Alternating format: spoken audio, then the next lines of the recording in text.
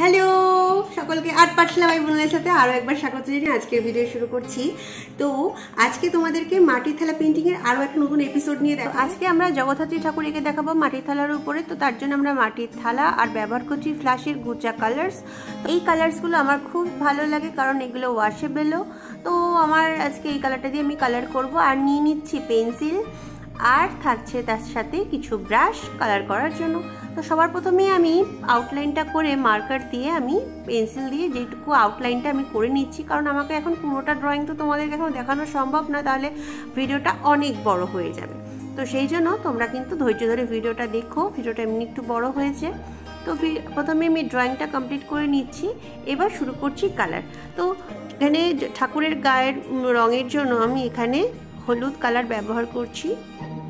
তো এই কালারটা কিন্তু খুব তাড়াতাড়ি ড্রাইও হয়ে যায়, আর এই কালারটা খুব সুন্দর ওয়াশেবল। একটু জল দিয়ে তুমি ধুয়ে নিয়ে আবার তুমি এখানে রিইউজ করতে পারো এই থালাটাকে। তো আমি এই জন্য এটা ব্যবহার করছি। তো একের পর এক মায়ের যে গায়ের রং আমি শেড ব্যবহার করছি। প্রথমে লাইট কালার, ফের আস্তে আস্তে ডার্ক কালারের দিকে যাচ্ছি একটু হাইলাইট করার জন্য। তোমরা জানো যে এইসব রঙের ক্ষেত্রে তুমি কখনোই ফ্ল্যাট কালার ইউজ করতে পারো না, তাহলে কিন্তু ছবিটা দেখতে ভালো লাগবে না।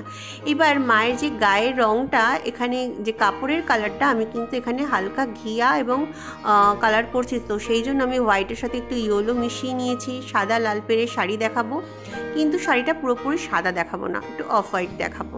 মায়ের পায়ে এখানে আলতা পরিয়ে দিচ্ছি, এখানে লাল রং ব্যবহার করছি। আর এখানে যে সিংহটা রয়েছে একটু বাঙালি কায়দায় করছি। তো এখানে আমি একটু হোয়াইট কালার দেখিয়েছি। আর এখানে আমি শাড়ির একটু ভাঁজগুলো একটু হালকা brown colour and yellow colour দিয়ে, হোয়াইট কালার দিয়ে এটা একটু হালকা একটা কালার তৈরি করেছি। তো এটা দিয়ে একটু শেডগুলো করে দিচ্ছি। চুলের রং এখানে আমি কালো রং করব। চুলটাকে সুন্দর করে হালকা brown and black colour mixed করে নিয়ে কালারটা করছি। পুরোপুরি ফ্ল্যাট যে ব্ল্যাক কালারটা ইউজ করছি না। রংটা করার সময় খুব সাবধানে ধীরে ধীরে করবে, একটু তাড়াহুড়ো করলে কিন্তু এই রঙগুলো একটা গায়ে একটা লেগে যেতে পারে, কারণ এই রঙগুলো এমনি তাড়াতাড়ি শোকায় কিন্তু একটু স্টিকি আছে কালারটা, একটু সাবধানে করতে হবে। তো তারপর এখানে দেখো আমি এখানে ব্ল্যাক কালার দিয়ে এবার আমি শেডগুলো করছি, আউটলাইনগুলো, চোখের সিংহের যে চোখ করেছি, মুখের দাঁতগুলো করেছি, এগুলো একটু ঠিকঠাক করে নিচ্ছি। সিংহটা প্রথমেই বললাম একটু অন্য ধরনের রয়েছে, কারণ দেখবে অনেক মন্দিরে এরকম ধরনের কিন্তু সিংহ দেখা যায়। তো সেই জন্য আমি একটু ইউনিক, একটু আলাদা কিছু করলাম। মায়ের চোখটা কিন্তু খুব ধীরে ধীরে করতে হবে, নাহলে কিন্তু চোখের দুটো চোখ যদি দুরকম হয়ে যায় তাহলে কিন্তু ঠাকুর দেখতে আর ভালো লাগবে না। আমার মনে হয় চোখ দুটো করতে সব থেকে বেশি সময় লাগে, এবং এটা করাটাই খুব বেশি কঠিন, কারণ চোখ দুটোর উপরেই নির্ভর করে যে পুরো মুখটা কেমন লাগবে। চোখ দুটো যদি খারাপ হয়ে যায় তাহলে কিন্তু আর ছবিটা যতই তুমি ভালো করো না কেন ভালো লাগবে না। মায়ের হাতের অস্ত্রগুলো আমি সাদা আর হলুদ রং মিশিয়েই করছি। ব্যাকে একটা হাতি দিয়েছি। তো এটা দেখেছি মা জগদ্ধাত্রী সবসময় থাকে সব জায়গাতেই ঠাকুরের পায়ের কাছে, তো সেই জন্য এটা করে দিলাম। তো দেখো তোমাদের এটা কেমন লাগছে, আশা করি ভালো লাগবে। আর ভালো লাগলে কিন্তু অবশ্যই চ্যানেলটা সাবস্ক্রাইব করে দেবে, কারণ আমার কিন্তু তোমাদের সাপোর্টটাই খুব বেশি দরকার।